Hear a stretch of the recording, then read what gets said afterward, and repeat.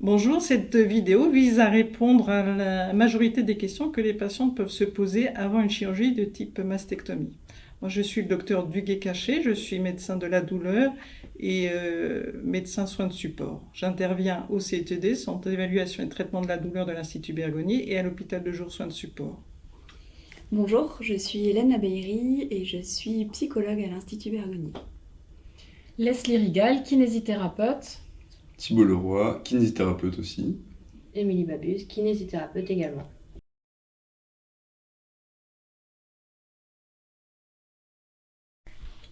Oui, nous vous encourageons à prendre connaissance d'un livret qui s'intitule Avant la chirurgie du sein. Ce livret a été rédigé par les kinés et vous apportera beaucoup d'informations complémentaires et vous aidera à cette préparation. Vous pourrez obtenir ce livret auprès d'un infirmier de parcours. Il est également disponible au secrétariat de chirurgie. Vous trouverez également dans ce livret des conseils pour vous détendre avant la chirurgie grâce à des exercices de relaxation et de respiration. Des approches nommées approches psychocorporelles peuvent vous accompagner tout au long de votre parcours et dans cette période avant la chirurgie, telles que la relaxation, la méditation de pleine conscience ou bien encore l'hypnose. Si vous disposez d'un peu de temps avant la chirurgie, vous pouvez également effectuer une préparation physique sous forme de quelques séances de kinésithérapie. L'objectif de cette préparation physique est d'arriver dans les meilleures conditions possibles à la chirurgie. Et ça peut aussi être l'occasion d'en rencontrer le kiné qui s'occupera de votre rééducation après la chirurgie. Oui, il est extrêmement important d'identifier votre kiné avant la chirurgie. Certains kinés ont des délais d'attente importants et la rééducation étant essentielle pour récupérer au maximum après votre chirurgie, il est important que vous fassiez ces démarches avant. Les séances se réaliseront 2 à 3 fois par semaine pendant plusieurs mois et il sera plus simple pour vous d'organiser ces soins si le kinésithérapeute est proche de chez vous. Sachez aussi qu'il existe des kinésithérapeutes qui ont une spécialité en rééducation du sein, mais cela n'est pas une obligation. Ces réseaux des kinés qui ont des spécialités s'appellent le réseau des kinés du sein et vous pouvez obtenir la liste des kinésithérapeutes sur internet en notifiant votre adresse. Les soins débuteront dès votre retour à domicile, comme nous allons vous l'expliquer plus loin.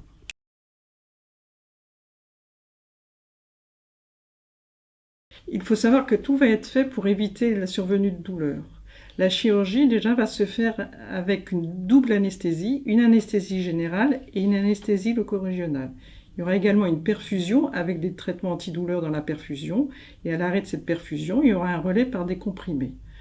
Il est possible effectivement que vous ressentiez après cette chirurgie une sensation de tiraillement, de contusion, un peu comme si on a un hématome au niveau de la zone qui a été opérée. Cette sensation devrait s'atténuer avec le temps, mais n'hésitez pas à le signaler aux équipes qui vont vous prendre en charge, infirmières, pour adapter votre traitement antidouleur si besoin. Que vous soyez hospitalisé plusieurs jours ou non, il n'y aura pas de passage systématique du kiné ou du psychologue pendant votre hospitalisation. Néanmoins, si vous le souhaitez, vous pourrez le solliciter auprès des équipes soignantes.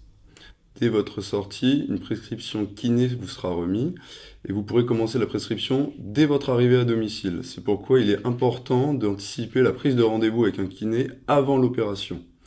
Pendant votre hospitalisation, vous pouvez également demander le livret de rééducation après la chirurgie du sein.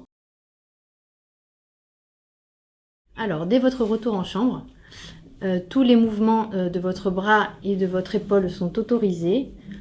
Donc, vous pouvez les tester et ainsi, vous pourrez savoir ce qui vous crée des inconforts, voire des douleurs. L'objectif va être de récupérer le plus rapidement possible toutes les amplitudes. Nous vous encourageons à sortir le plus tôt possible du lit. Les soignants seront présents lors de vos premières mobilisations. N'hésitez surtout pas encore une fois à tester vos amplitudes et à vous servir le plus vite possible et le plus tôt possible de votre bras.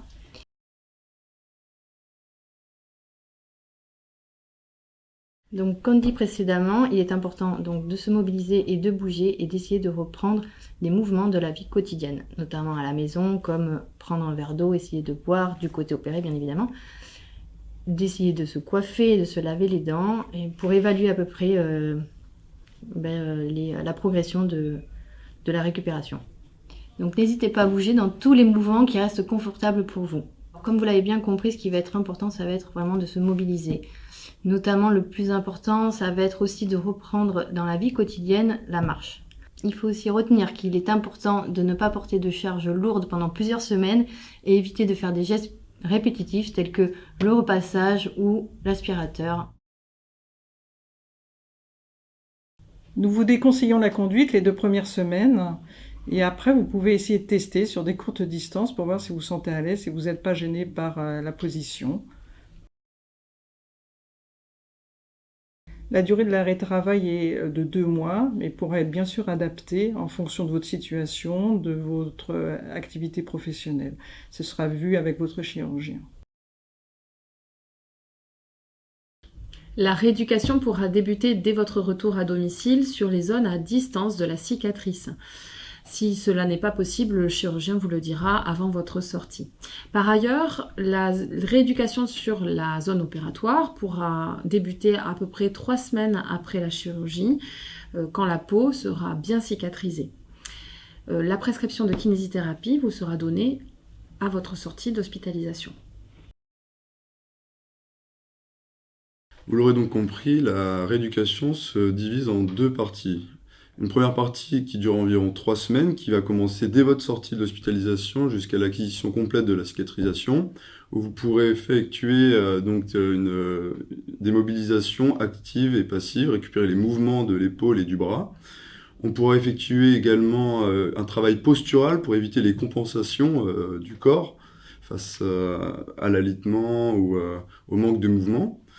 Et on pourra effectivement faire aussi des massages décontracturants dans la première phase. La deuxième phase commence donc ensuite après l'entretien que vous avez eu avec le chirurgien, qui donc est à peu près à 3 semaines. Et à partir de là, commence la partie la plus importante de la rééducation. Ça va être le massage des cicatrices. Par cicatrice, on entend la cicatrice du sein, mais aussi parfois axillaire. On pourra effectuer également aussi des mobilisations des prothèses, dans le cas des prothèses. On pourra effectuer un renforcement musculaire qui sera doux et progressif, très important. Et le kiné pourra également aussi vous accompagner dans une reprise d'activité physique, professionnelle ou bien même sportive. Les techniques de chirurgie actuelles ont diminué considérablement les risques de lymphodème. Il n'est donc pas systématique. S'il y en a besoin, en post-opératoire, il sera mentionné sur la prescription médicale par le médecin. L'objectif est bien sûr que vous puissiez reprendre vos activités, les activités du quotidien, l'activité professionnelle et vos activités sportives. Mais il faut laisser le temps de la récupération. Donc ça peut prendre parfois quelques semaines, au grand maximum quelques mois. Chaque patient est différent et chaque chirurgie l'est aussi. L'important, c'est de vraiment respecter le principe de régularité de mouvement et d'écoute de son corps pour ne réaliser que les gestes qui sont faits confortablement, sans forcer. Vous pourrez donc arrêter les séances de kiné lorsque vous aurez totalement récupéré les mouvements de l'épaule et de l'omoplate. Et lorsque vos cicatrices ne seront plus douloureuses à la palpation, lorsqu'elles seront souples, que ce soit en extérieur comme en profondeur. Car quelquefois, en fait, durant les chirurgies, il peut y avoir, surtout au niveau axillaire, des zones qui sont adhérentes en profondeur et pourtant sans cicatrice extérieure. Lorsque vous aurez repris vos activités de loisirs, professionnelles ou bien même sportives.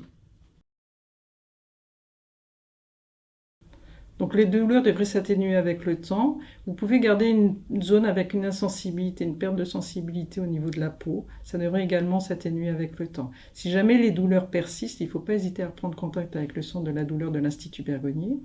Il arrive parfois qu'il y ait des douleurs qui réapparaissent après une phase sans douleur. Ce sont alors des douleurs un petit peu atypiques, un petit peu différentes. Ça peut être des brûlures, une sensation de picotement, de démangeaison, parfois de petites coups d'aiguille. Ces douleurs doivent vous inciter à nous solliciter de nouveau, reprendre contact avec le centre de la douleur parce qu'on a des solutions, c'est absolument sans gravité et il y a des traitements qui peuvent vous être proposés pour garder du confort et récupérer totalement. La mastectomie impacte l'image du corps. Quand on parle d'image du corps, on parle de l'ensemble des représentations qu'une personne a de son propre corps. Le sein est par ailleurs chargé de symbolisme concernant l'identité féminine, on parle de maternité, on parle de sexualité, et donc l'atteinte de ce sein va provoquer un déséquilibre. Il peut être difficile de composer avec son image modifiée, avec le regard que l'on porte sur soi et avec le regard des autres. Cela vient s'ajouter au choc de l'annonce du cancer. Et ces différentes étapes peuvent entraîner des bouleversements personnels. On peut ressentir de l'angoisse, de la colère, une image de soi altérée, une perte d'appétit, des perturbations du sommeil.